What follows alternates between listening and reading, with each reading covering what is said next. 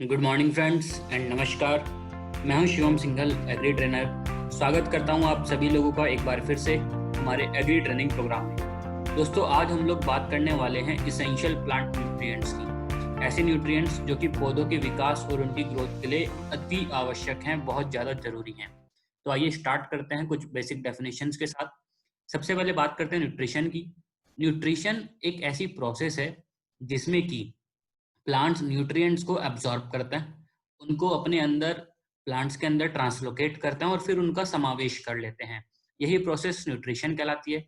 And mineral nutrient एक ऐसा inorganic ion होता है जो कि मिट्टी से प्राप्त होता है और पौधे की ग्रोथ के लिए बहुत आवश्यक होता है।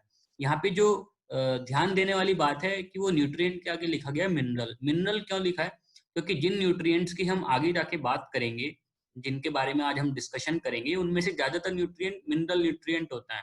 मतलब वो मिट्टी से एब्जॉर्ब किए जाते हैं और मुख्यतः वो खनिजों से प्राप्त होते हैं, मिनरल्स से प्राप्त होते हैं, इसलिए उनको मिनरल न्यूट्रिएंट बोला है।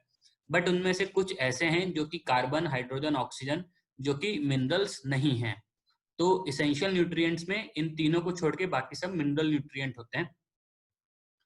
अगर हम इसेंशियलिटी की बात करें, इनको इसेंशियल बोला क्यों है, मतलब इनको ही अति आवश्यक क्यों बोला है? पौधों के अंदर तो लगभग 30 या 60 तक भी न्यूट्रिएंट्स हो सकते हैं, डिपेंडिंग ऑन कि हम किस पौधे की बात कर रहे हैं। इवन उससे ज्यादा भी हो सकता है, बट कुछ ही न्यूट्रिएंट्स को इसेंशियल बोला है। उसके लिए एक क्राइटेरिया है। नंबर वन, कि अगर इनमें से किसी न्यूट्रिएंट की डेफिशिएंसी हो जाए पौधों के अंदर, तो पौधे के लिए वेजिटेटिव एंड रिप्रोडक्टिव स्टेज को कंप्लीट कर पाना लगभग असंभव हो जाता है। मतलब वो पौधा ग्रोथ कर ही नहीं पाएगा अगर इनमें से किसी की कमी हो जाए तो। नंबर टू, जिस न्यूट्रिएंट की डेफिशिएंसी हो जाती है, कमी हो जाती है, उसको तभी पूरा किया जा सकता है जब उस पर्टिकुलर न्यूट्रिएंट को आप सप्लाई करें, तभी उसकी कमी को दूर किया जा सकता है। एंड नंबर थ्री, ये जो भी न्यूट्रिएंट्स हैं जिनको एसेंशियल बोला गया है, उनका पौधों के ऊपर डायरेक्टली इन्फ्लुएंस होता है। वो प्लांट्स के न्यूट्रिशन में एंड मेटाबॉलिज्म में डायरेक्टली इन्वॉल्व होते हैं। अब इन तीनों में से जो सेकंड वाला पॉइंट था उसको बाद में हटा दिया गया, क्योंकि ये देखा गया कि अगर किसी न्यूट्रिएंट की कमी हो रही थी तो उसकी कमी को किसी दूसरे न्यूट्रिएंट को डाल के भी पूरा किया जा सकता था। जैसे कि मॉलिब्डेनम था, उसको दूसरे तरीके से भी सप्लाई किया जा सकता था। तो ये जो सेकंड नंबर वाला पॉइंट था, इसको क्राइटेरिया में से हटा दिया गया। और फिलहाल प्रेजेंट में दो ही पॉइंट हैं जिसको कि हम इसेंशियल के लिए क्राइटेरिया मानते हैं। अब अगर हम बात करें कि कितने न्यूट्रिएंट्स एसेंशियल होते हैं, तो वो होता है 17, 16+1। 16+1 इसलिए लिखा है क्योंकि स्टार्टिंग में जब एसेंशियल न्यूट्रिएंट्स डिसाइड किए गए थे तब 16 ही किए गए थे, बट बाद में एक न्यूट्रिएंट ऐड कर दिया गया, जिसकी वजह से जो टोटल नंबर है वो 17 हो गया। इनको हम macro nutrients and micro nutrients की कैटेगरी में डिवाइड कर सकते हैं। मैक्रो मतलब कि जिन न्यूट्रिएंट्स की पौधों के लिए ज्यादा आवश्यकता रहती है। इसमें आते हैं carbon, hydrogen, oxygen, nitrogen, phosphorus, potassium, calcium, magnesium and sulphur. Number two आता है माइक्रोन्यूट्रिएंट्स। इनकी आवश्यकता थोड़ी कम रहती है। इसमें आता है iron, manganese, zinc, copper, boron, chlorine, molybdenum and nickel. Nickel ही वो न्यूट्रिएंट है जिसको 17वें न्यूट्रिएंट के तौर पे इसमें जोड़ा गया है। अदरवाइज जो बाकी 16 थे वो पहले से इसेंशियल न्यूट्रिएंट्स की कैटेगरी में आते थे। एसेंशियल न्यूट्रिएंट्स को फर्दर अगर क्लासिफाई कर दे तो मेजर न्यूट्रिएंट्स को फिर से डिवाइड किया जाता है बेसिक, प्राइमरी एंड सेकेंडरी में। बेसिक न्यूट्रिएंट्स में आता है कार्बन, हाइड्रोजन, ऑक्सीजन। इनको बेसिक इसलिए बोला क्योंकि जो प्लांट्स का ड्राई मैटर होता है वो ऑलमोस्ट 96% इन तीन एलिमेंट से ही बना हुआ होता है। तो ये बेसिक स्ट्रक्चर को बनाते हैं प्लांट्स की। फिर प्राइमरी में नाइट्रोजन, फास्फोरस एंड पोटेशियम आते हैं, जिसको एनपीके बोला जाता है आमतौर पे। एंड सेकेंडरी में कैल्शियम, मैग्नीशियम, सल्फर आते हैं। इनकी आवश्यकता पौधों के लिए 1 पार्ट्स पर मिलियन, 1 ppm से ज्यादा रहती है। प्राइमरी न्यूट्रिएंट डायरेक्टली सप्लाई किए जाते हैं पौधों को बाहर से। सेकेंडरी न्यूट्रिएंट इनडायरेक्टली प्राइमरी के साथ ही सप्लाई किए जाते हैं। बेसिक न्यूट्रिएंट मुख्य तौर पे मिट्टी, हवा और पानी से प्राप्त होते हैं। सॉरी, मिट्टी से नहीं, हवा और पानी से प्राप्त होते हैं। मिट्टी से बहुत सूक्ष्म रूप में ही प्राप्त होते हैं, मेजरली हवा और पानी से प्राप्त होते हैं। माइक्रोन्यूट्रिएंट्स में आता है iron, manganese, zinc, copper, boron, chlorine, molybdenum and nickel. इनकी requirement generally less than 1 ppm होती है, मतलब 1 parts per million से कम होती है। बट ये भी इसेंशियल की कैटेगरी में आते हैं। इनकी कमी हो जाए तो भी प्लांट को दिक्कत हो सकती है, और अगर इनकी एक्सेस हो जाए तो भी प्लांट को कुछ दिक्कत हो सकती है। फर्दर एक डिफरेंट कैटेगरी बनाई गई फंक्शनल न्यूट्रिएंट की। इसेंशियल से थोड़ा आगे बढ़ के ये देखा गया कि कुछ मिनरल न्यूट्रिएंट्स ऐसे हैं जो कि प्लांट्स के मेटाबॉलिज्म में फंक्शन करते हैं, भले ही वो फंक्शन स्पेसिफिक है कि नहीं है, बट वो मेटाबॉलिज्म में काम करते हैं। तो 4 न्यूट्रिएंट्स और ऐड कर दिए गए, sodium, cobalt, vanadium and silicon.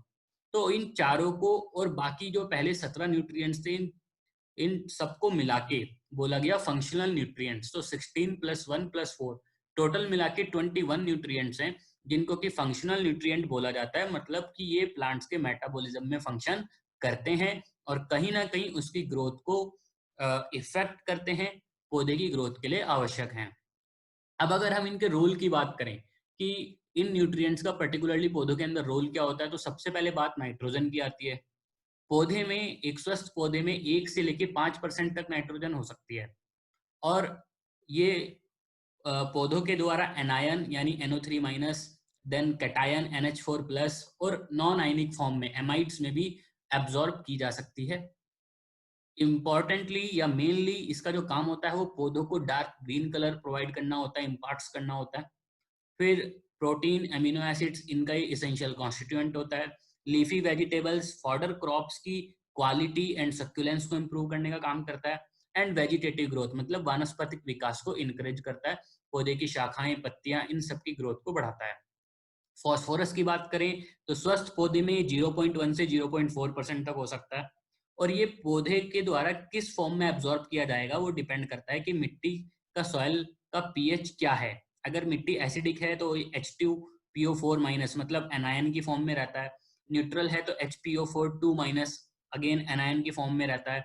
And अगर एल्कलाई है तो PO4 3 माइनस, ये भी एनायन की फॉर्म में रहता है। बट कौन सा एनायन होगा वो डिपेंड करता है कि मिट्टी का पीएच क्या है। इसके रोल की बात करें तो मेजरली ये रूट ग्रोथ को गवर्न करने का काम करता है, एनर्जी स्टोरेज का काम करता है, पौधों के अंदर डिजीज से लड़ने की क्षमता, रोग प्रतिरोधक क्षमता बढ़ाता है। नाइट्रोजन अगर ज्यादा हो जाए तो उसको कॉन्ट्रैक्ट करता है।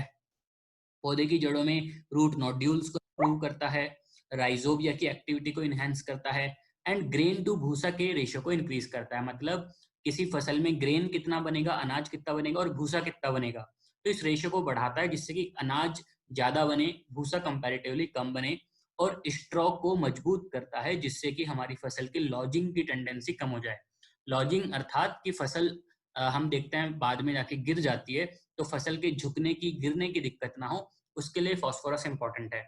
अगर हम नाइट्रोजन एंड फास्फोरस को ब्रीफ में समझना चाहें तो हम एक लाइन में समझ सकते हैं कि जमीन से नीचे का जो ग्रोथ है वो सब फास्फोरस गवर्न करता है और जमीन से ऊपर की ग्रोथ नाइट्रोजन गवर्न करता है।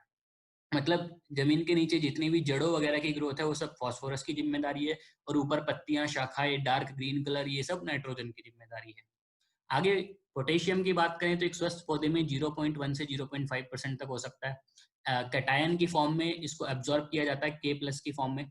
स्टोमेटा के मूवमेंट को रेगुलेट करता है। स्टोमेटा मतलब पत्तियों के ऊपर छोटे छोटे छिद्र होते हैं जो कि खुलते और बंद होते रहते हैं, जिससे कि वाटर लॉस होता है। ट्रांसपिरेशन को रिड्यूस करता है। ट्रांसपिरेशन मतलब वही जो वाटर लॉस होता है जो कि वाष्प की फॉर्म में निकल जाता है पत्तियों की सरफेस से, उसको रिड्यूस करने का काम कर रहा है पोटेशियम। फोटोसिंथेटिक रेट को इंक्रीज करने का काम कर रहा है, पौधों की रोग प्रतिरोधक क्षमता बढ़ा रहा है, वाटर बैलेंस को रेगुलेट कर रहा है। एंड स्टार्च और शुगर के फॉर्मेशन के लिए बहुत आवश्यक है। मतलब कि कोई ऐसी फसल जिसमें कि स्टार्च का कंटेंट ज्यादा रहता है, जैसे कि आलू, उसके लिए पोटेशियम बहुत ज्यादा रिक्वायर्ड होता है और इम्पॉर्टेंट है बहुत ज्यादा। कोई ऐसी फसल जिसमें शुगर का कंटेंट हमें नहीं चाहिए ज्यादा, जैसे सिट्रस फ्रूट्स हैं, तो उसके लिए पोटेशियम की उतनी इंपॉर्टेंस नहीं होती है। कैल्शियम, ये स्वस्थ फसल में 0.1 से 0.2% तक हो सकता है। कैटायन की फॉर्म में एब्जॉर्ब किया जाता है Ca2+। और इसका जो रोल है, ये structural component and cell wall का मेन कॉन्स्टिट्यूएंट है। सेल प्लेट फॉर्मेशन के लिए हाईली रिक्वायर्ड रहता है, ऑर्गेनिक एसिड्स को न्यूट्रलाइज करता है। एंड रूट टिप्स अर्थात की ग्रोइंग पॉइंट्स जो हैं उनको एक्टिवेट करने के लिए इसेंशियल होता है। मैग्नीशियम, ये स्वस्थ पौधे में 0.1 से 0.4% तक हो सकता है। कैटायंस की फॉर्म में एब्जॉर्ब किया जाता है मिट्टी से Mg2+। एंड क्लोरोफिल का बहुत इंपॉर्टेंट कॉन्स्टिट्यूएंट है। अगर हम क्लोरोफिल की स्ट्रक्चर देखेंगे तो उसमें मैग्नीशियम बीच में रहता है, क्रोमोसोम्स का कॉन्स्टिट्यूएंट है। तो क्लोरोफिल फॉर्मेशन के लिए बहुत इंपॉर्टेंट है मैग्नीशियम। फॉस्फोरस का कैरियर है, फॉस्फोरस कैरी कर सकता है अपने साथ। ऑयल एंड फैट्स का फॉर्मेशन प्रमोट करता है, स्टार्च का ट्रांसलोकेशन करने में सहायक है। सल्फर की अगर बात करें तो ये स्वस्थ पौधे में 0.1 से 0.4% तक हो सकती है। इसको एनायन के फॉर्म में भी पौधे एब्जॉर्ब करते हैं, SO4 minus, and non ionic form SO2 जो कि गैस होती है, एयर से भी कुछ हद तक पौधे एब्जॉर्ब कर लेते हैं। मेनली इसका जो काम है वो पौधों के अंदर एक फ्रेगनेंस या अरोमा, इवन स्मेल कह सकता हूँ, वो क्रिएट करने का होता है। क्लोरोफिल फॉर्मेशन में बहुत हेल्प करता है सल्फर। नोड्यूल फॉर्मेशन, जड़ों में जो नोड्यूल बनते हैं उसके लिए बहुत अच्छा काम करता है।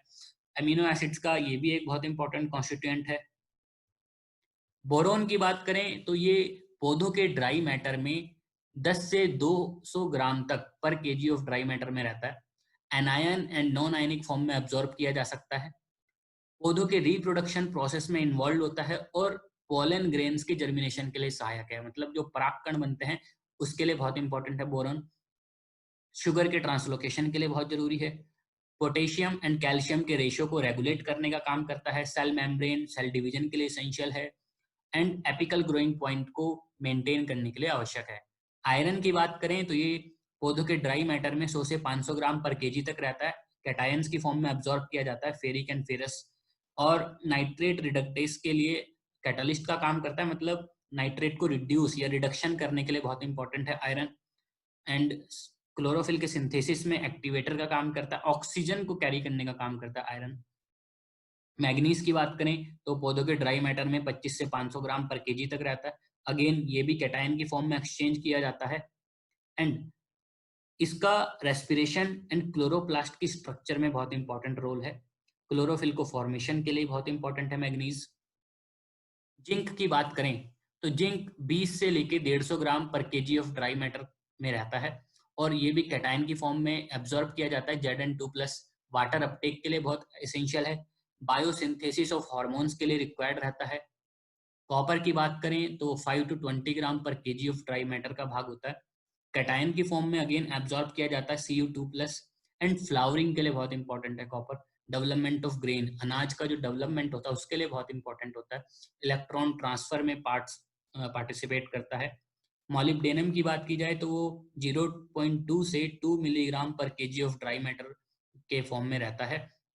एनायन की फॉर्म में इसको एब्जॉर्ब किया जाता है, MOO4 2-। एंड नाइट्रोजन फिक्सेशन में इसका बहुत इंपॉर्टेंट रोल रहता है। क्लोरीन 100 से 500 ग्राम पर केजी ऑफ ड्राई मैटर की फॉर्म में होता है ये। एंड क्लोराइड्स एनायन की फॉर्म में एब्जॉर्ब किया जाता है पौधों के द्वारा, Cl-। एंड फोटोसिंथेटिक रिएक्शन के लिए बहुत आवश्यक है। निकिल जो कि लास्ट हमारा इसेंशियल न्यूट्रिएंट है, वो पौधों के ड्राई मैटर में 1 से 10 मिलीग्राम पर केजी तक रहता है और कैटायन की फॉर्म में ही मिट्टी से एब्जॉर्ब किया जाता है, Na2+। ये इसेंशियल होता है नाइट्रोजन मेटाबॉलिज्म को रेगुलेट करने के लिए, जो एंजाइम्स होते हैं उनके लिए, जैसे कि hydrogenase, methyl reductase, urease. And grain filling और सीड वाइटलिटी के लिए भी ये बहुत आवश्यक होता है।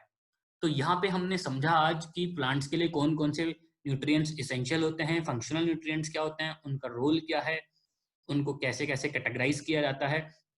आई होप ये इन्फॉर्मेशन आपको अच्छी लगी होगी। आप अपने suggestions and feedbacks comment box में टाइप कर सकते हैं। आज के लिए इतना ही। बहुत बहुत धन्यवाद। Thank you very much and नमस्कार।